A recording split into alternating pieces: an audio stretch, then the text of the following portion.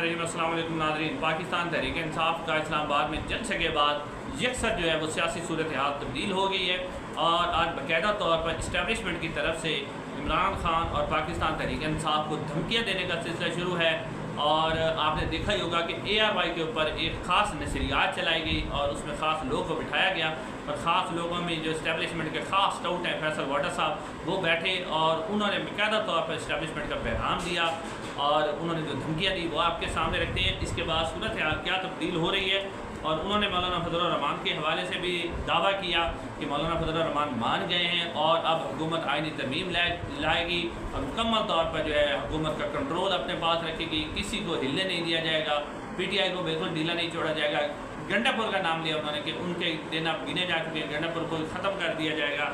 उसके अब मौलाना फजलुर रहमान साहब क्या उनका साथ देंगे या नहीं देंगे और फिर जना आसिम मुनीर साहब और इमरान खान साहब के दरमियान कोई सुलह होने के इम्कान हैं।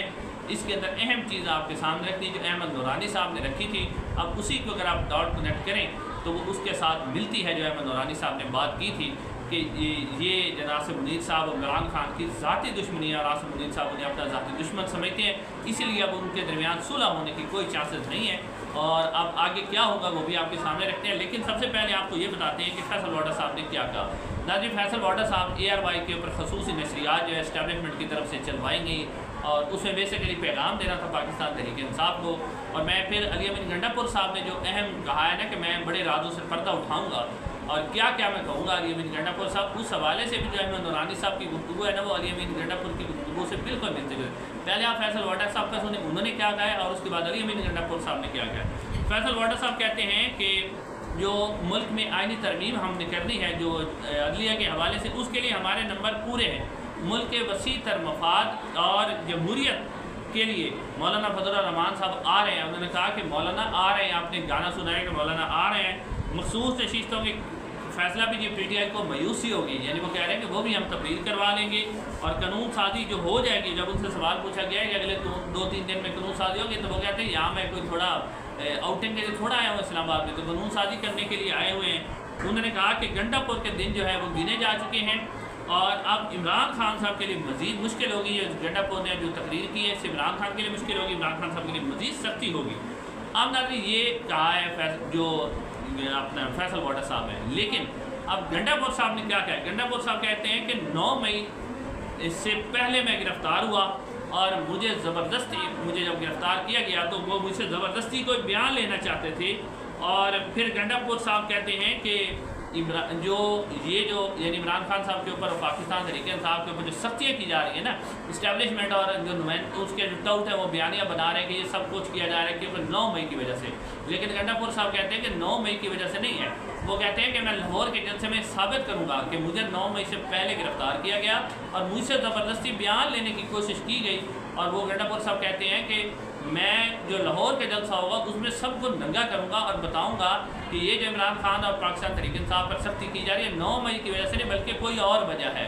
और फिर गंडापुर साहब ने कहा कि ख्वाजा आसिफ तुम भी सुन लो, तुम भी इमरान खान का मिलिट्री ट्रायल नहीं कर सकते हो, तुम्हारे जो बाप हैं यानी इशारा वो आर्मी चीफ की तरफ कर रहे थे और कह रहे थे कि तुम भी जो है वो भी इमरान खान का मिलिट्री ट्रायल नहीं कर सकते। अगर इन्होंने मिलिट्री ट्रायल करने की कोशिश की तो हम एक बहुत बड़ी तहरीक चलाएंगे। और उन्होंने अल्टीमेटम भी दिया कि 15 दिन के अंदर इमरान खान की रिहाई अगर हो गई तो ठीक है, नहीं तो बहुत बड़ी हम तहरीक चलाएंगे और इमरान खान को हम जेल में से खुद निकाल के ले जाएंगे।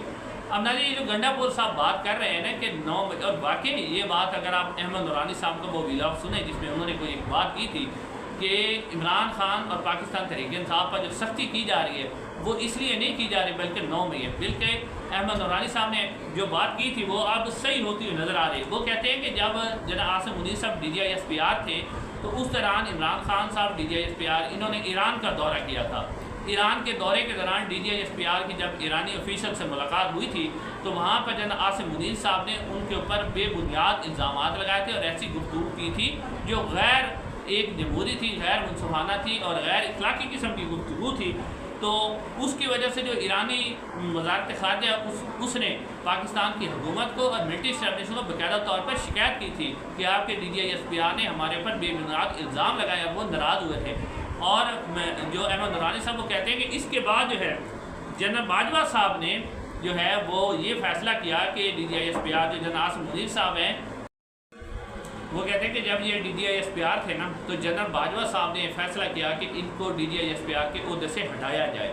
तो जब जनरल बाजवा साहब ने, यानी ये नहीं कि इमरान खान ने हटाया, जनरल बाजवा साहब ने फैसला किया, मिलिट्री ने फैसला किया कि इनको DGI-SPR के ओहदे से हटाया जाए। तो जनरल आसिम मुनीर साहब को जब DGI-SPR के ओहदे से हटाया गया, तो उसके बाद जो जनरल आसिम मुनीर साहब हैं वो एक ऑडियो लेकर गए थे मलिक रियाद और उनकी बेटी की, जिसमें वो मलिक रियाद अपनी बेटी से बात कर रहे थे और जिसमें बुशरा बीबी को तहफ़ देने के हवाले से बात कर रहे थे। तो वो लेके गए थे और उन्होंने कहा था कि इमरान खान साहब को भाई ये हो रहा है जी, करप्शन हो रही है।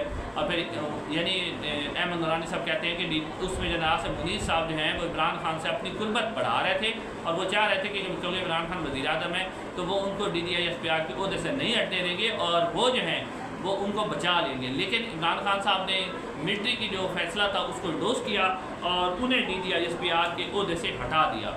तो अब अहमद नूरानी साहब कहते हैं, फिर अगर आप इस बात को समझें भी, तो वो कहते हैं कि इसी वजह से जो जना आसिम मुनीर साहब हैं उन्होंने एक दिल में ग्रज रख लिया, एक दुश्मनी रख ली इमरान खान के बारे में कि इमरान खान मुझे बचा सकते थे लेकिन उन्होंने नहीं बचाया और उन्होंने ही मुझे DGI-SPR के ओहदे से हटाया। तो वो कहते हैं कि इसके बाद जो है आसिम मुनीर साहब ने अपने दिल में रख लिया और इमरान खान साहब के वो एक किस्म की उनकी ज़ाती मुखालफत उन्होंने उसके साथ रख ली कि अब जी मैंने इमरान खान का साथ नहीं देना।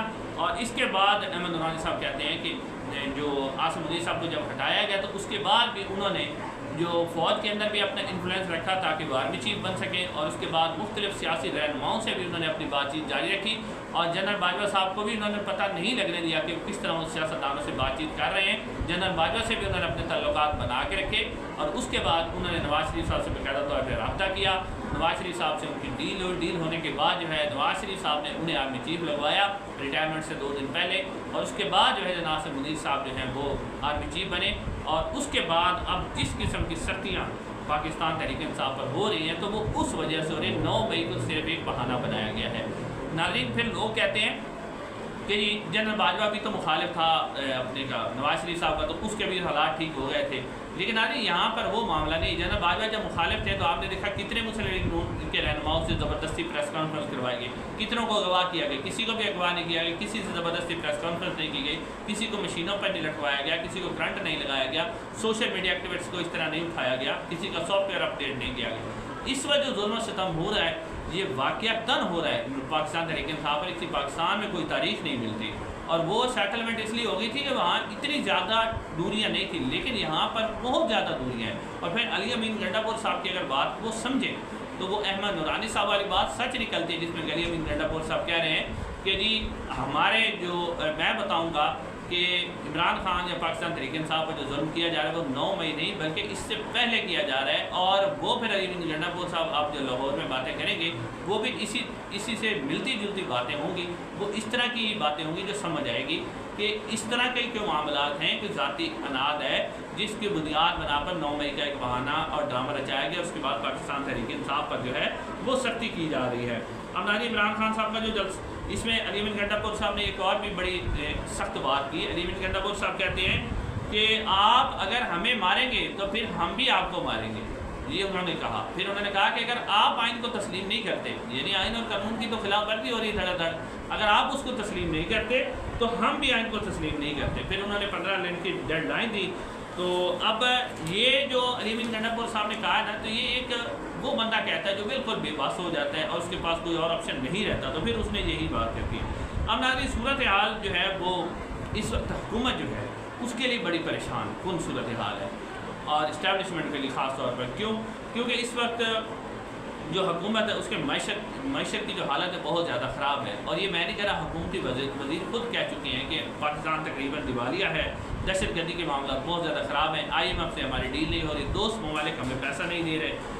इस वक्त हुकूमत को किसी ने तहफ़्फ़ुज़ दिया हुआ है तो वो काजी फैज़ इस साहब है। इसलिए हुकूमत और फैसल वाडा साहब ये दावा कर रहे हैं कि फजलुर रहमान साहब हमारे साथ आने को तैयार हैं और फजलुर रहमान को मिलाकर 4 पाकिस्तान तहरीक इंसाफ के जो रकीन और मिलाकर हम 224 जो हैं वो पूरे कर लेंगे और उसके बाद हम इनको एक्सटेंशन देंगे। हुकूमत इस वक्त फार्म 47 पे खड़ी हुई है और जिस तरह की यानी नंगी दानी बदमाशी के साथ की गई है, अगर फार्म 47 खुल जाते हैं तो हुकूमत तो गिर जाएगी। फार्म 47 को तहफ़्फ़ुज़ दे रहे काजी फैज़ ईसा साहब। और हुकूमत जो है अब पूरी कोशिश कर रही है कि किसी तरह काजी फैज़ साहब को एक्सटेंशन दी जाए। अगर काजी साहब की एक्सटेंशन हो जाती है तो ये हुकूमत बच जाएगी, अगर काजी साहब की एक्सटेंशन नहीं होती तो फिर हुकूमत के बचने का कोई चांस नहीं। इंशाअल्लाह अगली वीडियो मुलाकात होगी। अस्सलाम वालेकुम।